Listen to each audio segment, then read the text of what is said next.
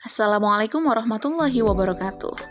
Pada video kali ini, kita akan membahas tentang apa itu kurikulum dan mengapa kurikulum perlu dirubah.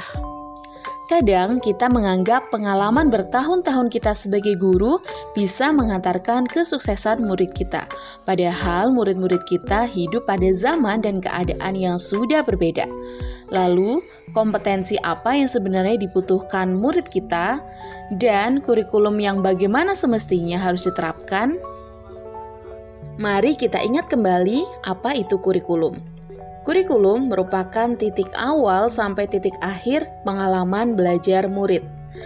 Nah, menurut Ralph Tyler dalam bukunya Basic Principles of Curriculum and Instruction, ada 4 komponen yang harus tertuang dalam kurikulum, yaitu tujuan, konten, metode atau cara, dan juga evaluasi. Komponen-komponen tersebut dapat digunakan untuk mendesain kurikulum sesuai dengan kebutuhan murid. Maka dari itu, kemerdekaan murid dalam belajar adalah jantung pengembangan kurikulum. Lalu, apa peranan dan fungsi kurikulum bagi guru? Kurikulum berperan sebagai pedoman dan acuan guru dalam pembelajaran, serta berfungsi untuk memandu dalam proses belajar murid. Adapun optimalisasi kurikulum mengacu pada kerangka berikut.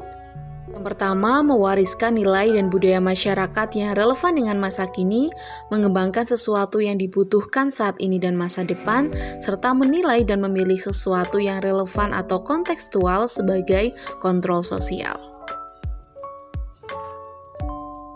Jadi dapat disimpulkan bahwa kurikulum yang baik adalah kurikulum yang sesuai dengan zamannya.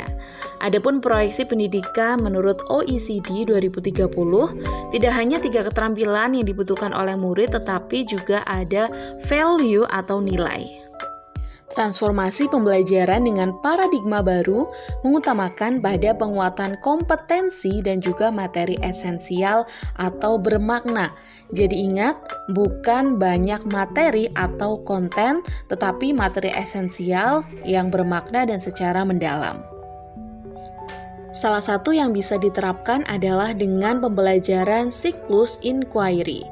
Nah, dengan siklus inquiry ini dapat menekankan rasa ingin tahu sebagai dorongan belajar dengan memberikan pernyataan terbuka kepada murid, menggunakan mengapa, apa, dan juga bagaimana, sehingga dapat mengeksplorasi apa yang murid telah ketahui dan menghasilkan dampak yang bermakna terhadap penyelidikan dalam pembelajaran.